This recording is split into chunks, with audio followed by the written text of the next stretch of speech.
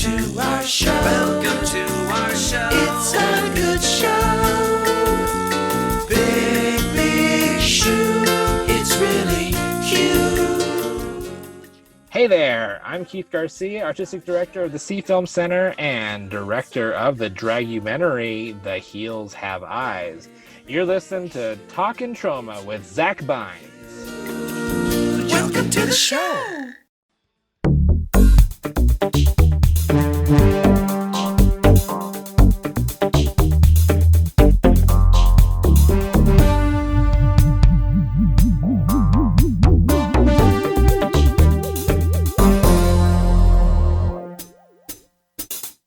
Good morning, Tromaville, and welcome to episode 9 of Talkin Troma with your host, me, Zack. The show where me and a special guest will sashay away by watching a Troma film and then pair it with a non-Troma title for a fantasy double feature.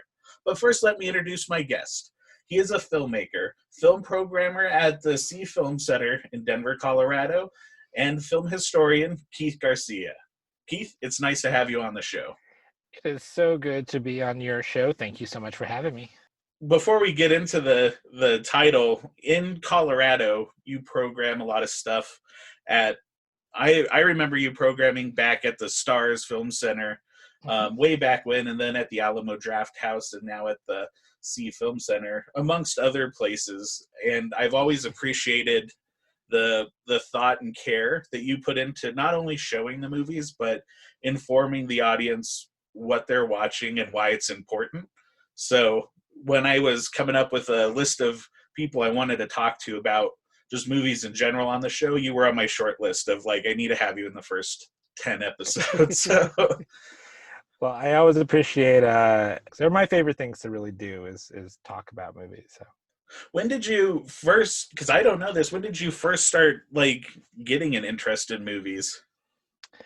I mean, my family jokes that my mom watched horror movies while she was pregnant with me. She has a particular story about her watching The Exorcist, and I was kicking wildly while she was pregnant with me. But I don't. It's just always been part of my fabric as a kid.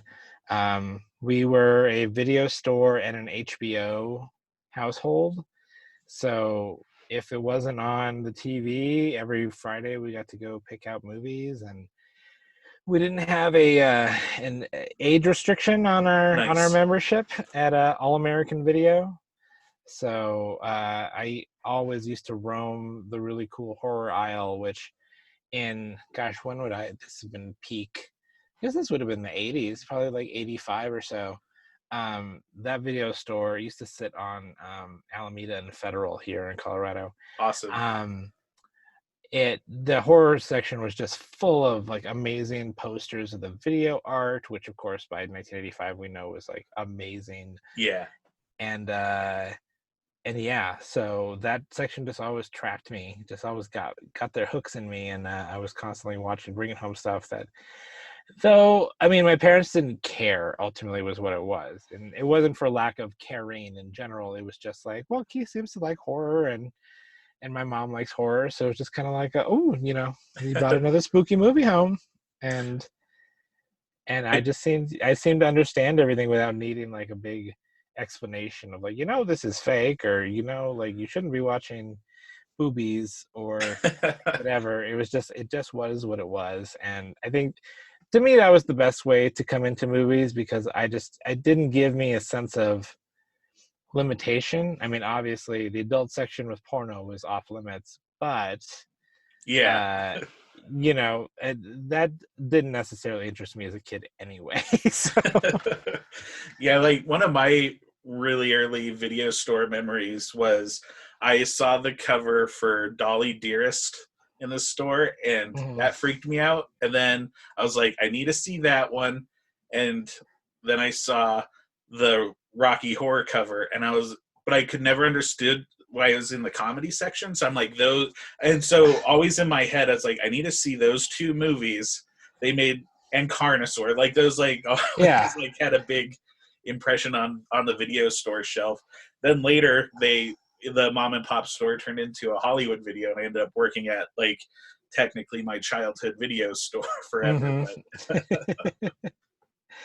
Yeah, all that stuff was really awesome. And like the love of horror and video stores, the easiest connection off to that was that I had a subscription to Fangora, and it just rolled from there. It was just like my teen years, my youth and teen years were spent very horror heavy, and I like that.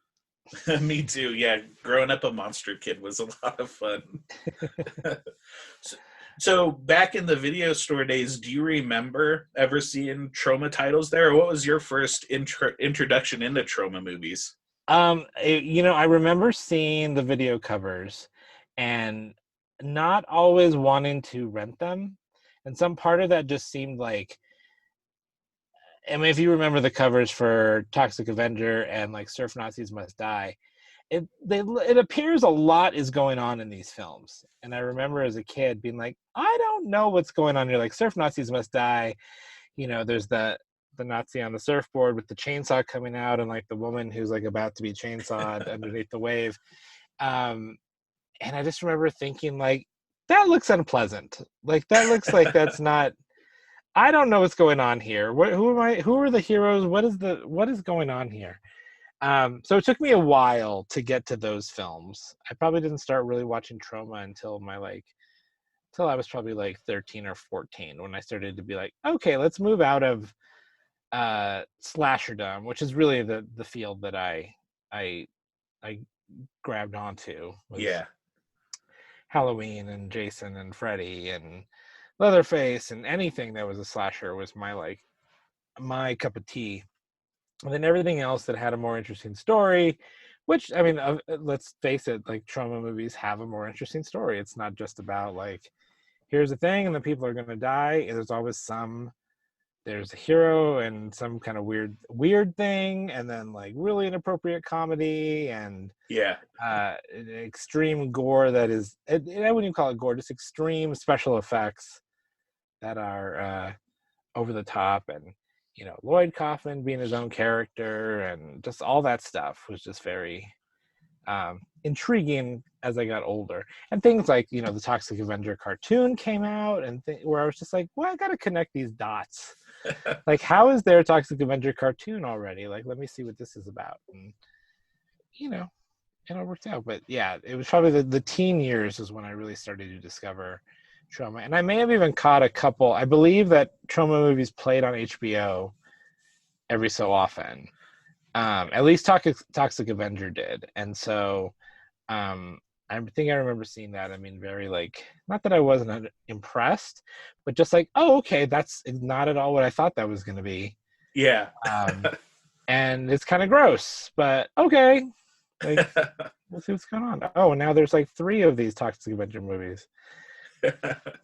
Just kind of growing from there. Flash forward a bit, that's actually how I met you, was because you programmed Poultrygeist at the Stars Film Center, and you were kind enough to play my movie, The Misled Romance of Cannibal Girl and Incest Boy, before the film.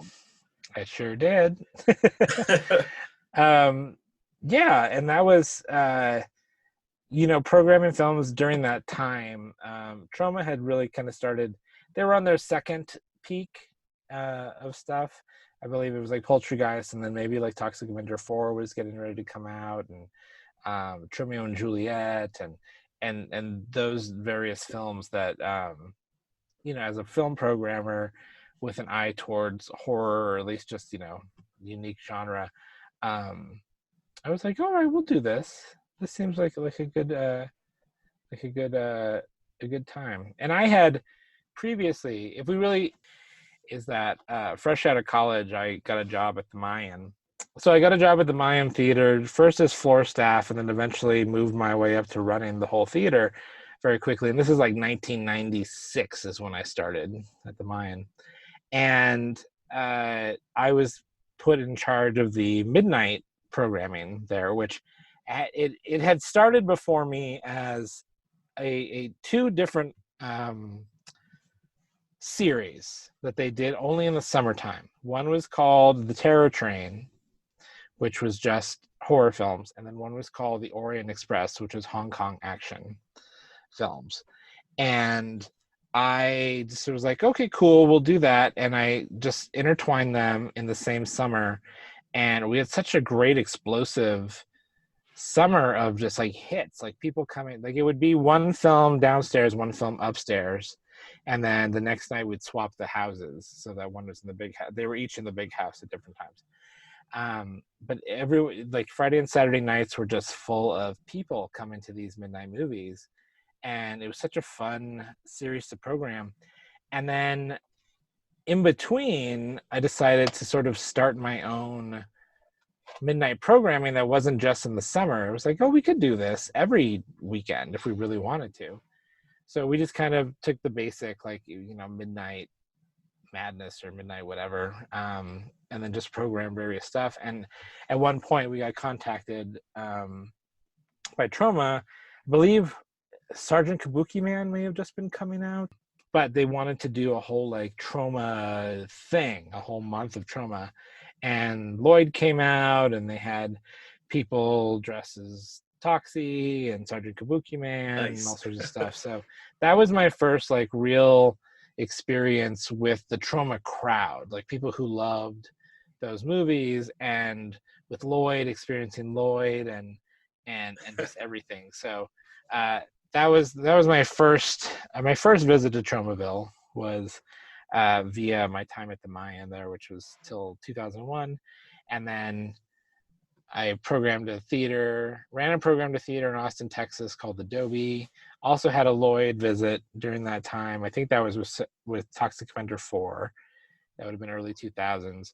Then back over to the Stars Film Center and starting to do stuff there. And then that's when Poultrygeist and that next little wave of films came. And the rest is history.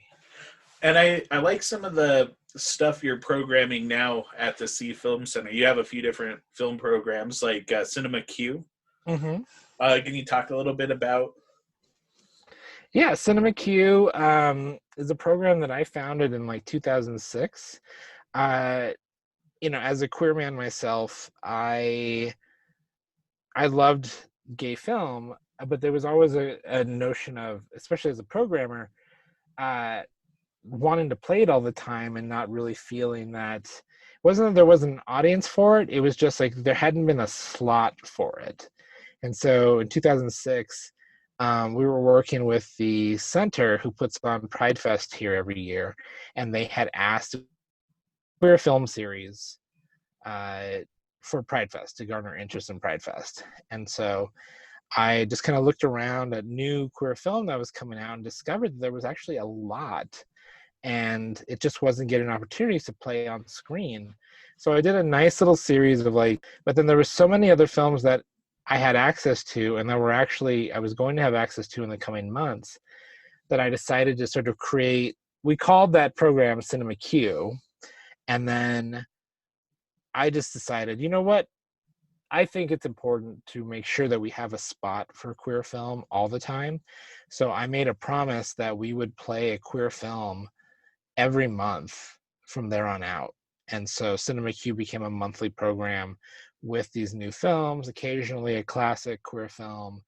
And we did that for about 2 years before we're like, you know what? We actually should stick on the role of new queer film and actually build a film festival around that. And so we did that, and now Cinema Q is coming back this August for its 13th year. Awesome. As a festival. It's got 2 more years on top of that as a program. So yeah, 15 years of providing a place and a home for queer film in Denver, which is something I'm very proud about. It's really awesome, and I appreciate you doing stuff like that. It's nice to see these movies on the big screen, like where everyone can come enjoy them. So thank you for doing that. Yeah, for sure. It's my pleasure.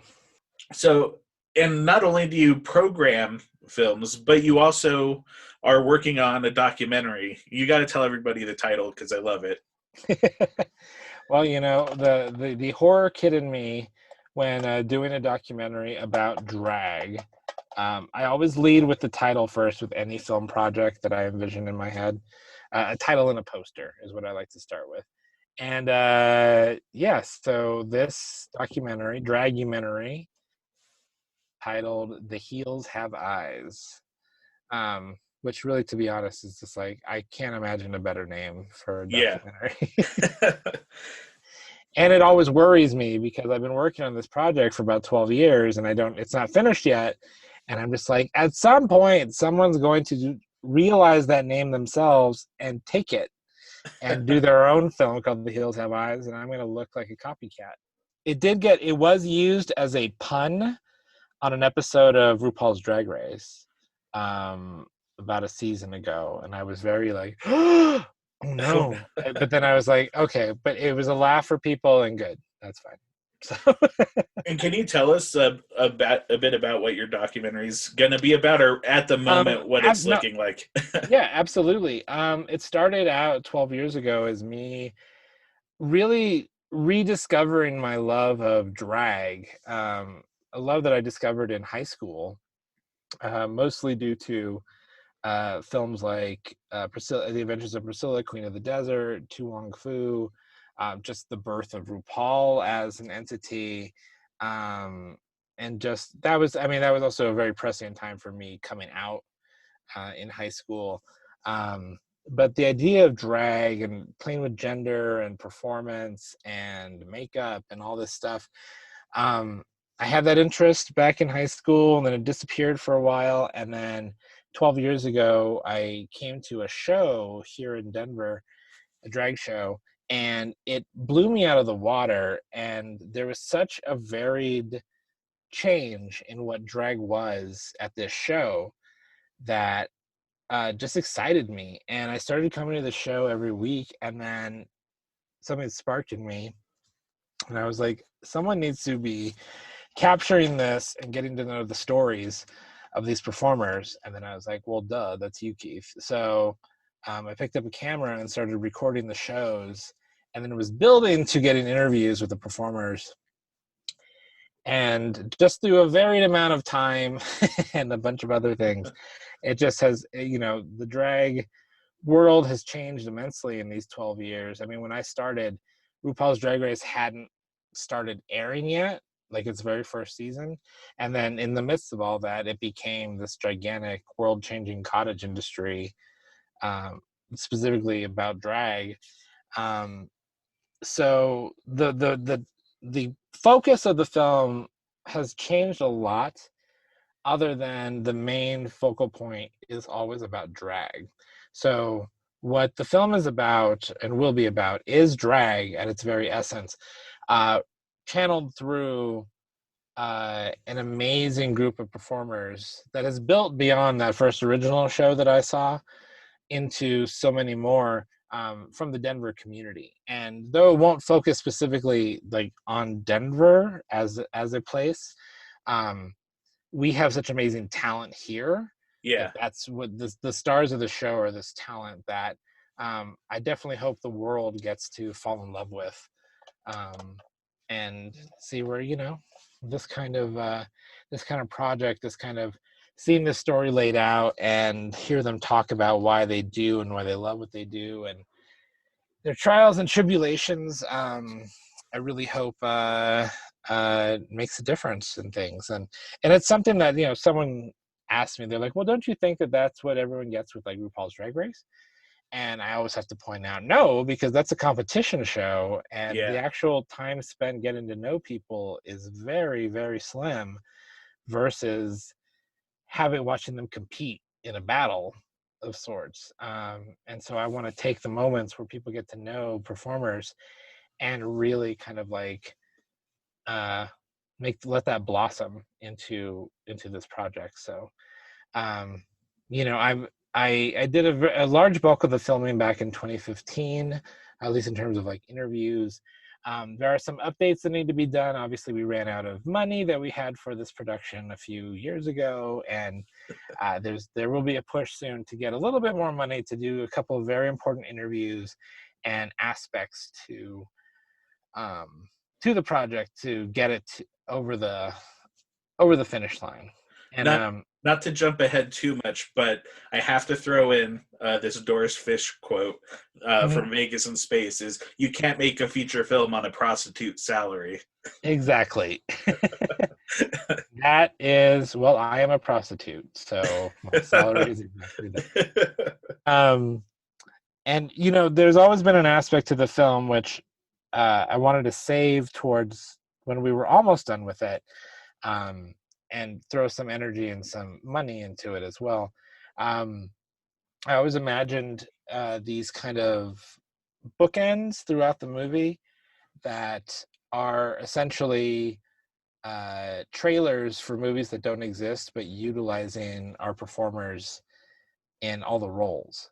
So dragging these trailers from all these different genres and imagining that The Heels Have Eyes would be the first trailer, so we'd have a horror trailer of some sort that was just dragged up. But it's still a prospect and an aspect that I want to see come to fruition in the final product of this, and it will. But yeah, it's always been a fun reconnection to my film world, the love of film, with this film.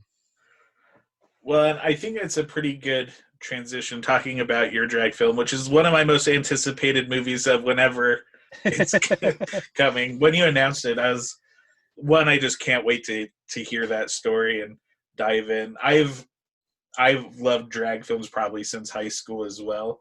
I've never had the opportunity, but I also feel like maybe for me that might be appropriation if I did do drag, but I love watching any drag. Well, and there's so many levels to drag. I was going to say, what is it about drag films and drag in general that has interested you? Because drag doesn't always have to be about dressing up as the opposite sex. Drag is dressing up as another persona, is creating either pulling back your own mask to reveal something else inside of you, or having fun with gender play, or just sort of being something else that doesn't exist in a normal plane for you. I love all that, and I love just kind of the tongue-in-cheek and the campiness of it as well. Kind of the wink at the camera, but everybody's the camera that you can play with. I just love all those aspects of it. Just kind of the nuttiness that you can have, with your character. Yeah, for sure. Always seems fun. So, but yeah, I think we should dig in to the movie on hand. 1991 Troma film directed by Phillip Ford, Vegas in Space.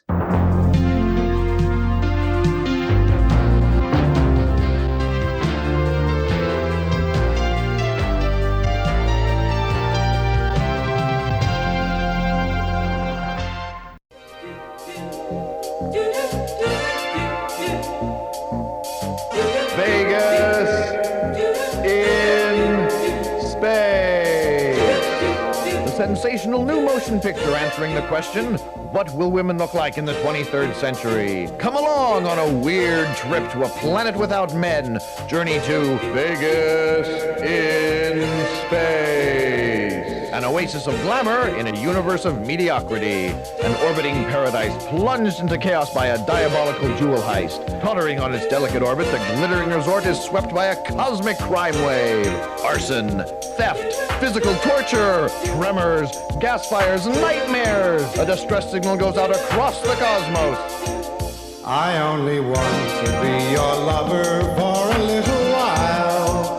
There are so many other worlds I'd like to see.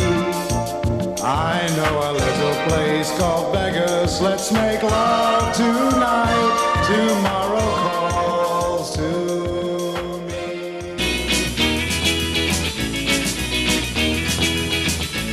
I got a hot shot rocket and I call it a woody. Space surfing, here we go. I know it looks like a junker and the end is kind of silly. Space surfing, here we go. Nothing on earth can catch up with me. When I'm surfing the sea of tranquility.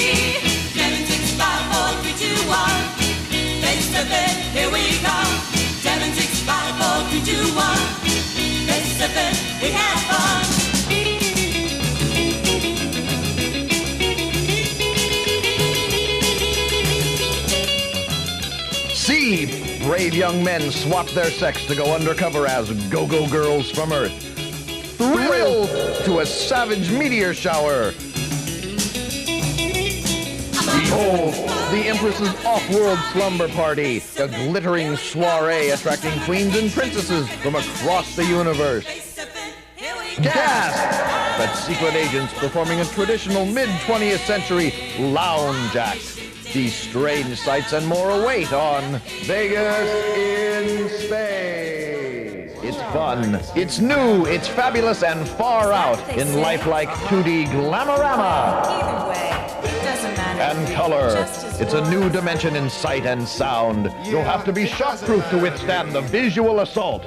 You've heard about it. You've talked about it. Now, see it. Vegas in Space. It's a babes-only world. What are we waiting for? Let's go! This is what Lloyd Kaufman says about Vegas in Space in his book, All I Need to Know About Filmmaking, I Learned from the Toxic Avenger. Troma has always supported dykes and homos, and here we present the first science fiction cross-dressing musical. This campy comedy with Flash Gordon-like special effects has a large cult following. World-renowned legendary drag icons, the late Doris Fish and Miss X, star in this glamour odyssey about an all-female pleasure planet in peril. It precedes Priscilla and Judy Newmar by oh so many years, and is more genuine. Vegas appeared in gay and lesbian festivals around the world and was a big success. The homosexual community has embraced us, and we embrace them back, whenever possible, from behind. This is Lloyd Kaufman, a very, very straight man. Well, I say that, but then I'm also like, question mark? There's always been an aspect to Lloyd that I always thought was a little like, I'm not saying gay. Well, it's been queer. I think Yes. that there is a queer aspect to Lloyd in whatever form that takes. That totally makes sense to how this film came about to be in the Troma catalog. Now, I know that it wasn't produced by Troma. It was merely acquired and distributed through them, which, those are some of my favorite films in the Troma catalog. Mine too. There's something to be said, of course, for everything that was homegrown in Tromaville. But, films like Death by Temptation and Vegas in Space as acquisitions versus being made by them, always, I'm like, these are really interesting films, and I appreciate that Lloyd and, oh my goodness, what was his brother? Michael Hers. Or Michael Hers, not brother. Partner, yeah. Brother is partners, but that they saw beyond typical stuff, and especially at a time when independent film was having its moment at places like Sundance, there still was this like almost underground of even more independent film that seemed to work in a way with underseen audiences or stories. And of course, like Death by Temptation being a black vampire tale and Vegas in Space being a queer drag epic, those were not on the radar of, say, Sundance or even producers who were looking to take something like that to Sundance. So of course it makes sense that the misfit island of Troma sometimes was like, no, come aboard over here. We're gonna do our best to make hits out of you. And I think they definitely did that, and Vegas in Space, I think, is one of their most shining glittery rhinestones in their cap. Or their girlinium in their cap. Yes, the girlinium in their cap. Yeah, it's one of the things I want to kind of dispel in the series of this show is that Troma movies aren't just Lloyd Kaufman's movies. They have this whole wealth of films that unfortunately they just don't get talked about, like Vegas in Space. I like you said, I feel is one of their more important movies in their library. Just it captures the drag scene of San Francisco, a portion of it anyways, from 1981 through 1991, which there's not a lot of those people around with us anymore, and just not a lot of documentation of it as there should be. So it's awesome that they had the foresight to put it out. For sure. And the thing with like Vegas in Space that I remember not thinking about it at the time.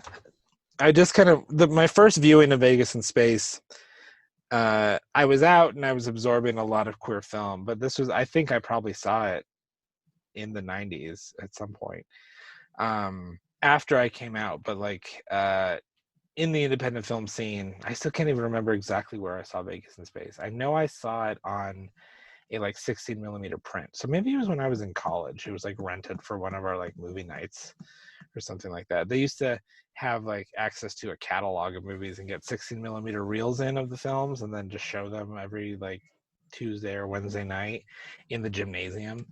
And it was always like independent, weirdo movies. But I remember watching the first time, not even really acknowledging the fact that two of the performers in the movie are women, are cis women in drag in the film.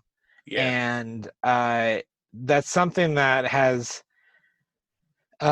cis women performing drag seems like a new thing recently, but it's been around for a long ass time. And rewatching it before this podcast, I was just like, oh yeah, like this makes 100%.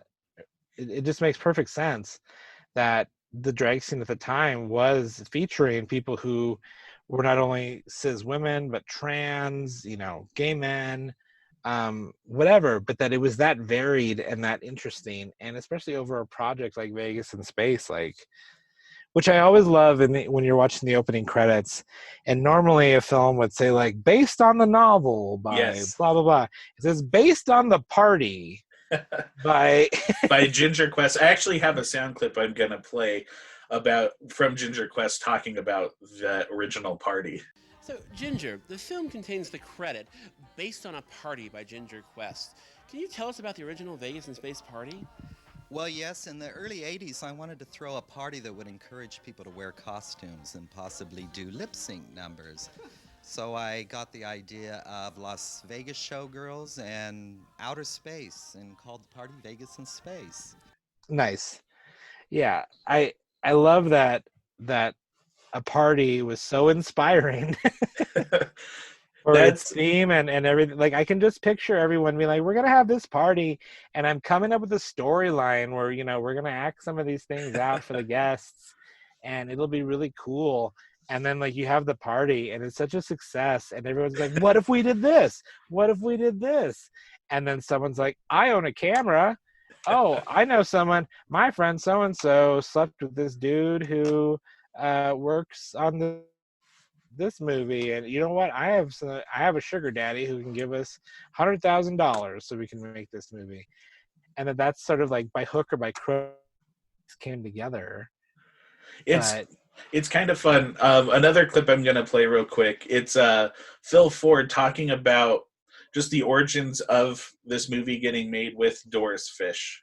In the early 1980s, I was a struggling young film student, and Doris Fish was a fabulous drag queen with a few $1,000s in the bank and dreams of being a movie star.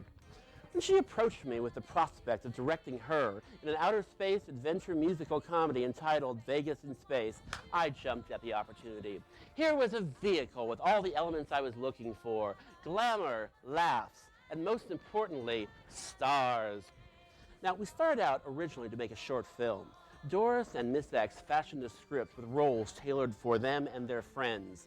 We'd build a set, shoot some film in Doris's flat or in my basement, then raise more money for Funfer and film stock, then move on to the next scene.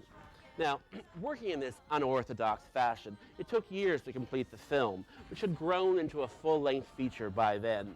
Yes, we set out to make a very stupid film, and I think we succeeded. But in the end, Vegas in Space is my interpretation of Doris's vision of a drag planet, as well as a snapshot of a time long, long ago.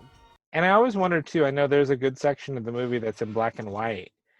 And just knowing how independent film projects go, I was like, did they run out of money for color film? So on the commentary, he doesn't say it. Look, because I thought the same exact thing, that they ran out of money, but he never said that they always a super low budget, and they were. It took them over 8 or 9 years to make this movie. And it shows. In the good ways, Yeah, but you could tell it's like a every weekend type of shoot. But yeah, he never says that they ran out of money. But there's a scene in the movie, and I love how they're like, oh, the dark side of the planet is black and white, and they have like a dial to turn off the color to show everybody. They're like, we have to turn the color on to keep it fabulous over in Vegas. Yep, 100%. Okay, so if we start to break down the movie a little bit too, in rewatching, I was like, I love how the opening is very, very, very much a tribute to Barbarella. Yes. But, well, the whole movie is, in fact. But that opening, at least, was up. And I was only disappointed in them not doing a recreation of Barbarella's famous striptease out of the spacesuit that was done over a flat plexiglass surface that Jane Fonda just rolled around on to look like she was in zero gravity. I was like, what a perfect time to spoof that in a movie like this. But then again, I was like, I bet you a big piece of plexiglass like that costs a lot of money. And they built all those sets. They were in Doris Fish's apartment, Ginger Quest's apartment, and like Phil's basement. So like I can't imagine in it. Every set does look about, living room size. Yep. It's just perfect for a 60mm Bolex. Yeah. To roam around in. Yeah, and I love the look of Vegas in space. It's just like really just like campy, like Flash Gordon miniatures that are all like nail polish bottles and hair products. I also really love the way that the spaceships actually like move in all this. Like they're on such weird fishing line or whatever that never lets them be like just straight flying. They're always twisting and moving around like whoever's driving them is drunk. And it's always just such a fun little thing in that movie. I mean, the whole movie is such a fun, fluffy delight. Yeah, there's no like heavy stakes in the movie at all, which is nice. It's you just kind of get to have a good time with everybody. Exactly. And this is one of those things where God, I always forget where this tagline came from. Maybe it was like Priscilla, like an early trailer for Priscilla. But where it's like the movie, you don't have to be gay to see this movie, but it helps. And that's with Vegas in Space. Like, it's not straight out of the gate like, hey, homo. Like, we made this movie for you. It definitely is like influenced with like, hey, homo in the back, you're gonna love this movie. Everybody else, get ready for an outer space adventure. Like nothing it's nothing so exclusive to being a part of the gay community that you won't get certain things. You're just like, if you sign on for a movie called Vegas in Space, you're gonna get exactly what you came for, whether you are gay or straight or whatever. You're like, okay, a movie about Vegas in space. All right, let's see what comes along with that. And what comes along with that is a lot of heart and soul and fantastic makeup and special effects and costumes. The costumes are fun. I love their spacesuits that they kind of wear at the beginning before they take beauty pills. That it looks like something Klaus Nomi would wear if it had color. The big triangles as a like, what purpose does this serve in outer space? But okay. And so they all start out as men on the spaceship, and they're told they need to go help planet Clitoris, and the beaver the Beaver Galaxy or the Beaver Yeah. system, but no man is allowed to step foot on the planet. So they have to take these pills that will change their gender to female. And one of the guys is like, I think I need two, and he explodes. Yeah. He Like a gets puff so of grilled smoke. out. Yep. I also do love how they're like, "Welp, I guess he understood that he didn't understand the dangers." And then they have like the Star Trek computer, except for it's just another drag queen in a box, like Yep. her head, and she's just talking it, and they're like, "Oh, you could talk to us," and she's a pretty funny character in the film. It's like the sassy talking computer. There are movies like this though that some people see. I mean, we can even look at we can go back a few decades to something like Plan 9 from Outer Space, like a movie that obviously was made for no money, with an interesting vision that wasn't a typical Hollywood vision, and for all intents and purposes, doesn't work, but maybe does. And I actually really kind of love those types of movies Me because too. I love a movie when you can see that the people making it don't give a crap that they have no money, or that they know it's not going to look like $1 million. But they're playing it like it is $1 million. Exactly. And that is in a sense too where I feel like if Lloyd saw anything in watching this movie, it's like, hey, they made this movie just like they were making a Troma movie.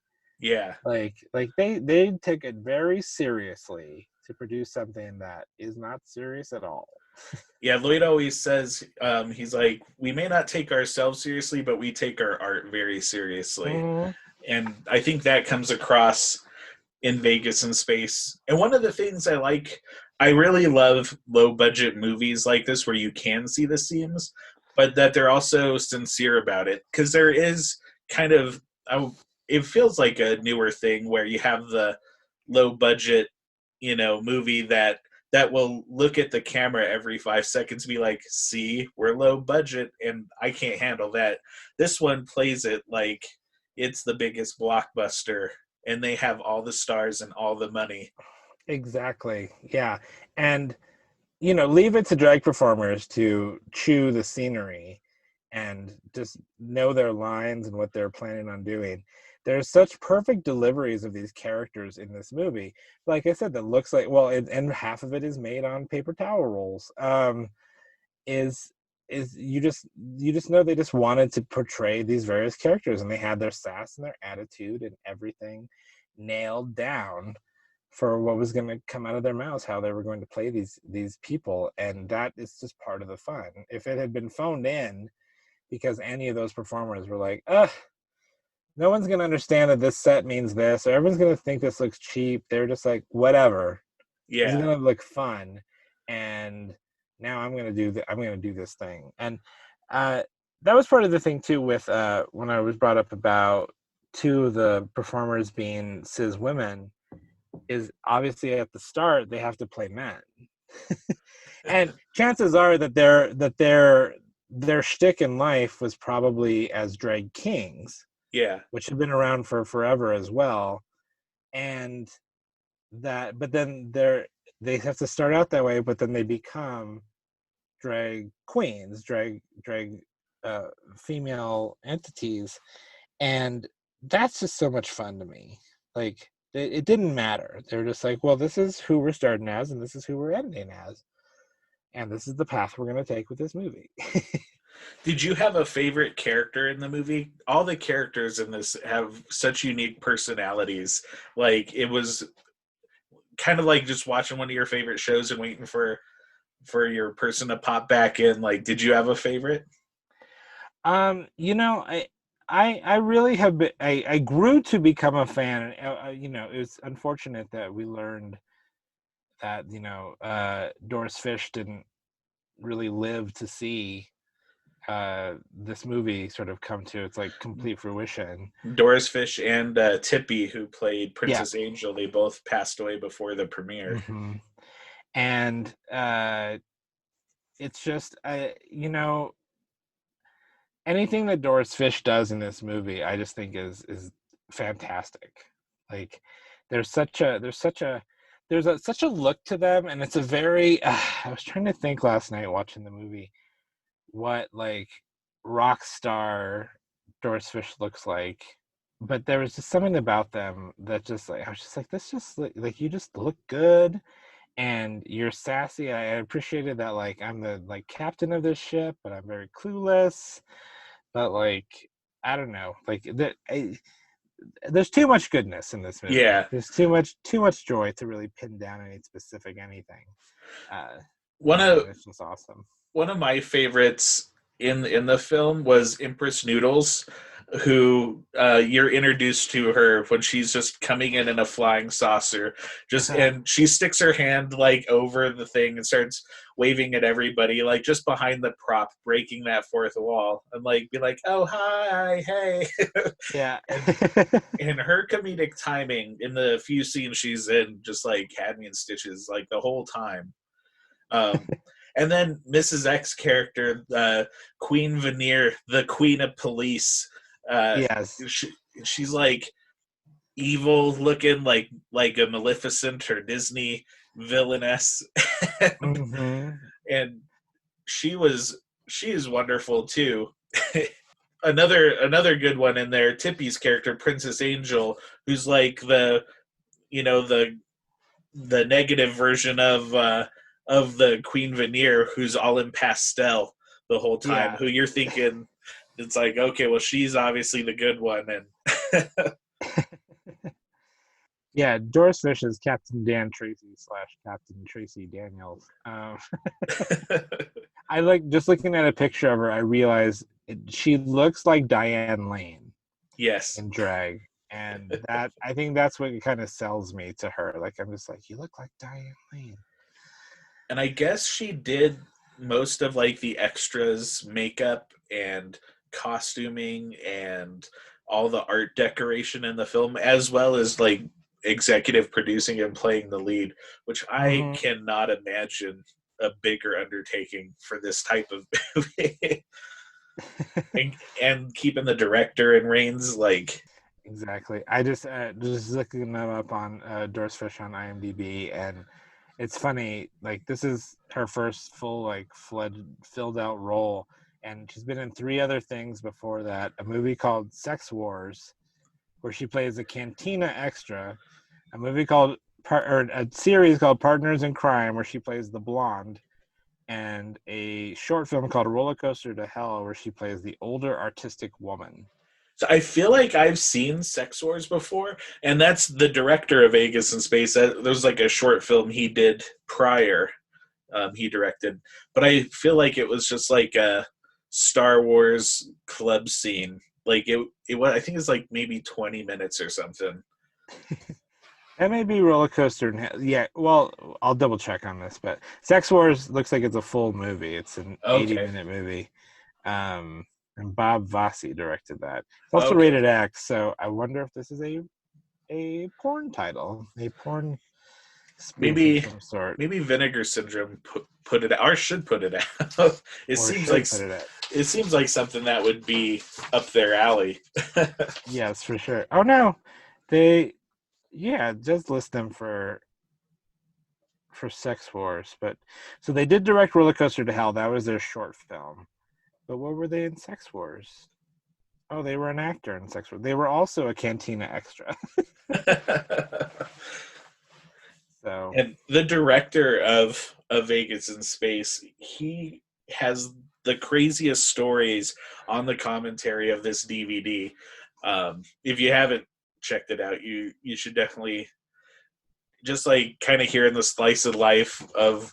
He will start to tell all these crazy stories about the scene, and he's like, well, actually, I can't tell you anymore.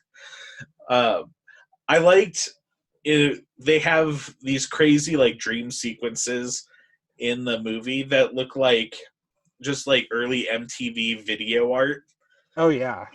Which I thought was fantastic. Like there's this dream sequence where one of the characters for no reason, it just kind of cuts to this dream sequence out of nowhere, and you don't quite know what was going on. And when I was watching, it's like maybe they just ran out of story at this point, but then it turns out it's a dream sequence. But all the queens are coming with giant pills, and they're like, "Take this one; it'll make you look better." Yeah. Lots of like weird zooms and superimposed swirls. I'm glad that it's streaming very easily on something like Amazon for free, because that's always a nice way to just be like, hey, you want to watch a movie? Go here and watch this. Because I really hope it continues to find an audience. I feel like this is a title that comes up every like 5 or so years. I know last year, I think it was last year, was its like 25th anniversary, and Peaches Christ threw a big Vegas in Space screening and party, which would have been pretty awesome to go to. But yeah, it seems like every so often it finds its way back into the conversation. What did you think about the music in the movie? I mean, the music's fun. Like, one great aspect of drag is, yes, we've become to know it as a very lip syncy world, but we even have to we only have to go so far as like RuPaul to think about the like recording aspect of drag, like comedy through music and spoken word kind of stuff. And knowing that a lot of these drag performers came out of lounge acts, basically, is what a lot of that early drag or these 80s drag was. I don't know, it's all very inspiring. Like, it's all such fun music, which just fit everything perfect about this film. And, harkens back, like I said, to Barbarella, where there's definitely some songs. Forget who sings the songs in Barbarella. This dude, very loungy dude. Where it's like singing a little bit about what the movie's about, or like, here's sort of like some plot points. We're gonna sing at you, and I mean, the music's a whole other character to this movie, and that's great. One thing I thought was funny, when I was watching, they have the big. So all of our heroes are supposed to be showgirls, so they have like the big show they have to perform on the planet. And in the song, I was like, this sounds a lot like Leaving on a Jet Plane, but it's not. And then when I was listening to the commentary, apparently it was like a compilation that they were lip syncing to of all these popular at the time songs. And Troma told them, or asked them, it's like, do you have the rights for any of this music? And they said no. So they went back and they wrote and recorded a song. And the guy who wrote the song looked at the lips every time to write words that sort of matched the lips whenever it cut to them, and then just kind of made something completely different every other, which I've never heard of that happening in a movie before, but it's pretty, and knowing that when I went back and watched it after I listened to the commentary, you can tell, but it's pretty ingenious. And yeah, it's like backwards lip syncing. It's like writing the song based on the lip movements of the performers. Like they were doing that bad lip reading before anybody else. Exactly. The plot isn't too serious. Basically, somebody has stolen the queen's jewels, and which is or the girlinium, which is causing earthquakes on the planet, and it's up to our crew to find out who done it. But you really just get to kind of hang out with all these fun characters for like 90 minutes. Exactly. Yeah. Like I said, so light and fluffy, and not a heavy lift, but when you get a walk this way joke in a movie, like, you have my heart right there. Yeah. And that's right out of the gate, pretty much. Yeah. So, well, I guess before we go on to the double feature part of the show, do you have any final thoughts on Vegas in Space? No, not really, other than, thank you for inviting me to this podcast to revisit this title, because it definitely is I don't need to be reminded. I should remember for myself what a great film this is. But it does remind me to put it back out there into, the public understanding about like, hey, during the pandemic, we kind of came to, we wanted content so badly to watch, and very often, we found films that made us, that were comfortable, that, films we'd seen a dozen times that made us feel good about watching films again. But yet at the same time, it was like, but what's out there that like I've missed, and now is a perfect time while I have free time to like watch this movie and learn about it. And even though we're coming out of the pandemic or whatever, I feel like people still need access to new titles.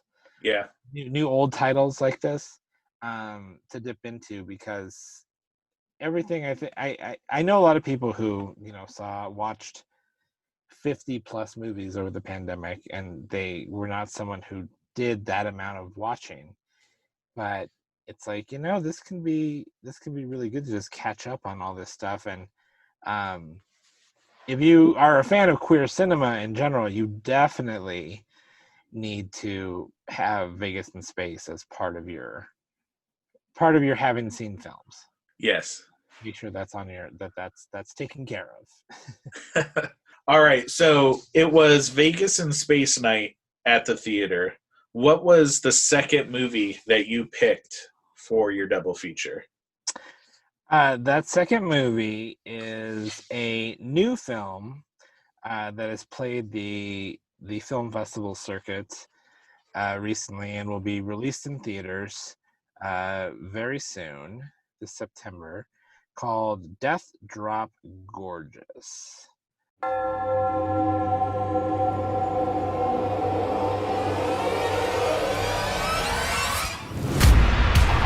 Are you ready to have a blast?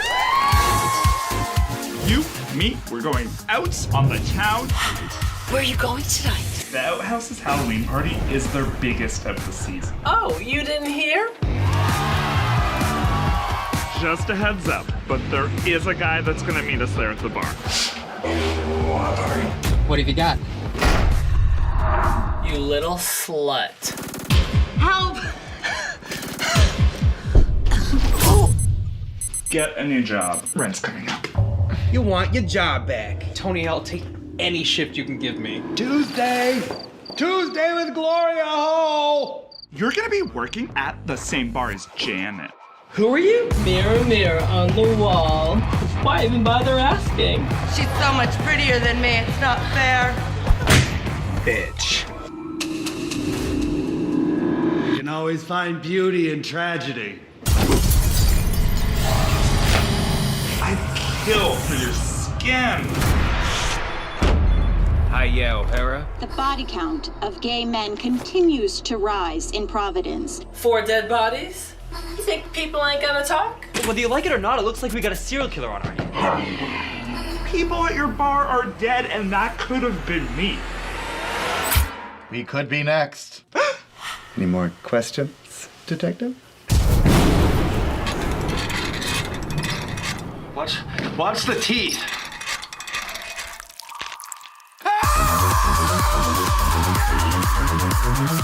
Do me a favor. Nail that death drop. I've never done a split for an empty room. I always finish my number.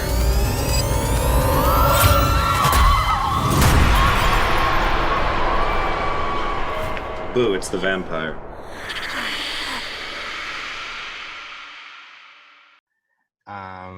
And I picked this movie because, when I was watching the movie, I immediately thought, I didn't know Troma had anything to do with this movie. Like, I was like, Troma did this movie, didn't they? Or they produced it, right? And, go back and look at it. It's like, nope, they did not. But it's just filled with that Troma-esque spirit.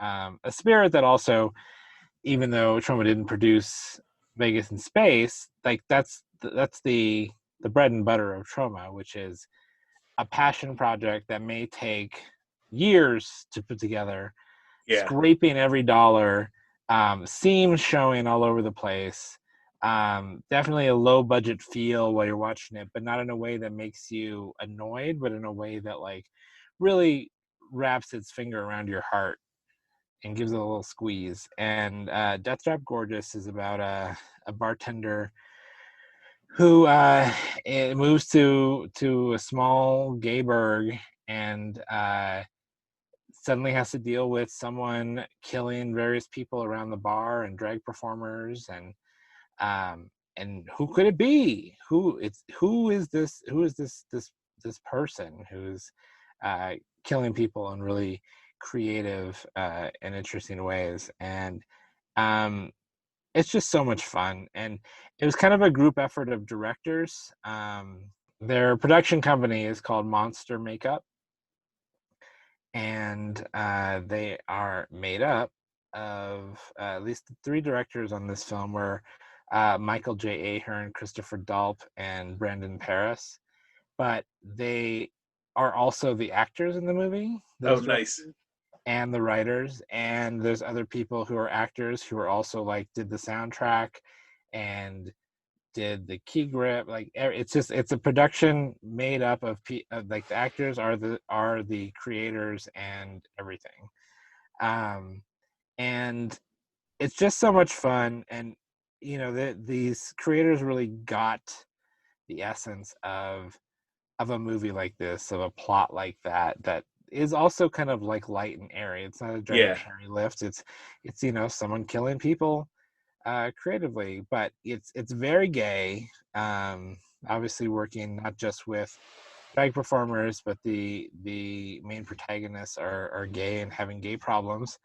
But there's moments in it that, you know, like I was saying, the seams show in this movie. And like there's a character who he runs the club, and he's this really loud cigar chomping, very Italian stereotype.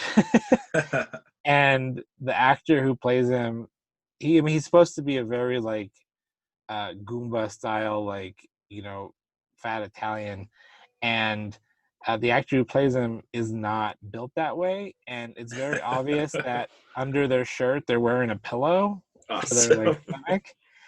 And you know, it doesn't take a bit away from the movie. You're just like, I appreciate that you were like, you know what, we got to get these shots, and it's gonna be from the side, and well, I'll just put a pillow on. And that's how we're taking care of this. Like, and that's a very negligible, like, you know, seam showing. The rest of the movie does look like $1 million, even though I don't believe it costs that much. And there's just so much creativity that comes out of these filmmakers and the whole team. And I'm excited to know that they have another project that they're working on that's going in a little bit of a more serious direction. That looking at early shots from it looks like it looks really amazing, actually. So I love queer film, I love cheap queer film, and I love queer cheap horror film. And I'm happy that Death Drop Gorgeous is finally going to get its get around to the eyes that need to see it. I'm excited to see it. When you told me about it, I looked up the trailer immediately, and it looks ridiculous. It looks like a lot of fun. And one thing I like to do is also look and see, like, is there any like Troma connections like in the double feature, just to see. And I found 2. One of the actresses in the movie, Pippi Zanorza, she's in the movie Die You Zombie Bastards and Red Breakfast, which Troma just put out, or is about to put out, Die You Zombie Bastards. But the previous guest on the episode right before this directed both of those movies. So nice. I was like, that's kind of fun synchronicity. And then Timothy Fife, who did the music, he also did the music for one of the Grindsploitation movies and Honky Holocaust. So nice. See, and it works out perfectly. See, Troma is everywhere. They're everywhere. For my double feature, what I just wanted more low budget, pun filled space movie. So I picked the 1974 Flesh Gordon.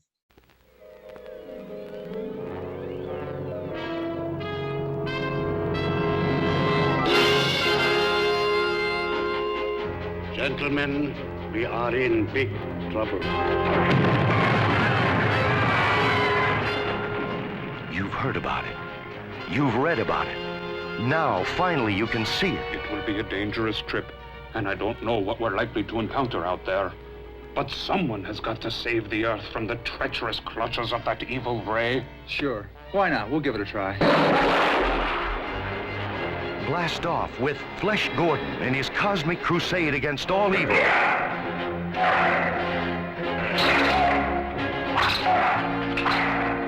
Witness the unbelievable, death-defying feats of that most remarkable superhero of them all, Flesh Gordon.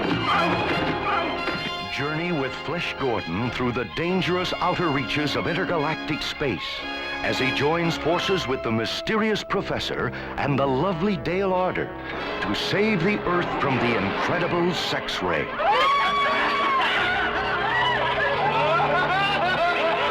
Dale, there's no way for controls. The plane's going down. Go down.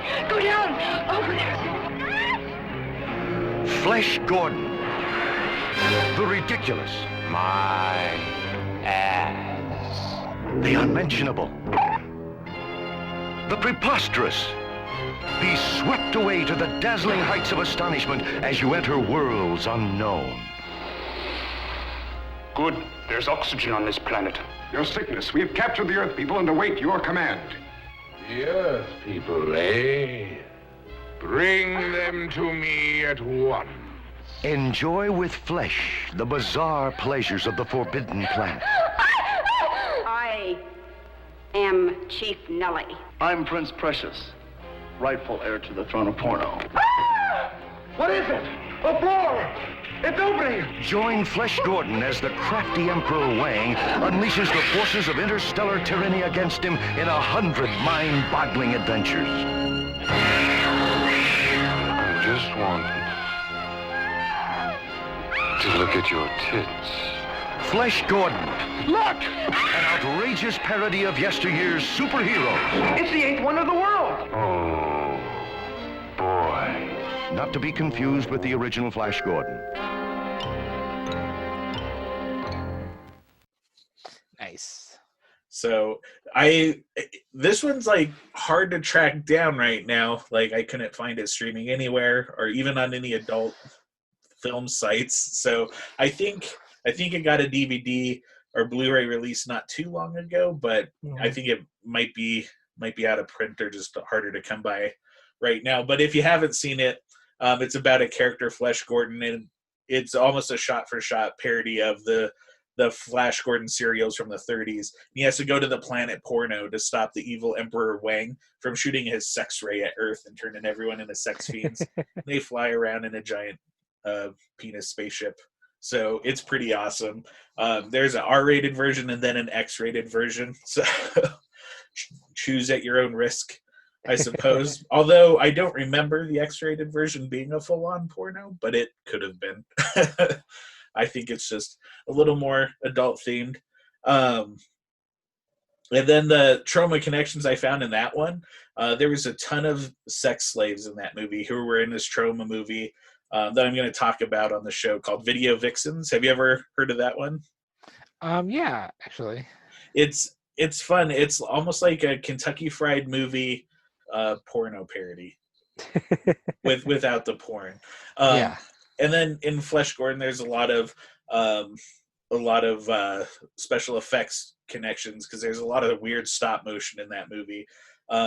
One of the special effects people who made the Penisaurus, he did the Dracula versus Frankenstein makeup. George Barr, Doug Bestwick, he did special effects in Monster in the Closet. One of the special effects guys, Joe Vaskill, he did pyrotechnics in Chopper Chicks in Zombie Town. Then one that took me by surprise, someone worked on one of the Troma children's movies, a Puppetoon movie, Michael Miner, and he was an art director. Nice. On that one, so all the Troma connections. Oh, and then there was a few actually other Vegas and Space Troma connections, which were kind of funny. Someone in Vegas and Space, Jennifer Blowdryer, she was a TV anchor for the KUN TV. She was in the Troma system, which they made like an infomercial, in the Yeah. 80s to get people to buy Troma movies. She's in that. And then Lisa Axelrod, who does voiceover in Vegas. She does voiceover in Tales from the Crappers. So her career went downhill from Vegas in space. Well, awesome. I appreciate you coming on, Keith. And where can people find more out about the movies you're showing, or where can they follow you on the socials? I am on the socials at Constant Watcher is usually my handle on Twitter and Instagram. I am on Facebook under my name, Keith Garcia. But if you ever want to find out about any of the things we're doing at the C Film Center or just Denver Film and what we do, denverfilm.org. We are a fantastic 501c3 nonprofit organization, and denverfilm.org is our website where we list all this stuff, including tickets and passes for the Cinema Key Film Festival coming this August 26th to the 29th. On a virtual platform, so you can watch all of these films in the comfort of your own home, is there at denverfilm.org. So go find a movie you want to see, buy a ticket, and we'll see you around then. And the C Film Center will be open later this fall, and the 44th Denver Film Festival is coming up in November as well. And it's just going to be, our fall is going to be filmtastic. Awesome. And you can find me on Twitter and Instagram at Lego Larry. You can follow the podcast on Twitter at Talkin Troma. And until next time, everybody, stay traumatized.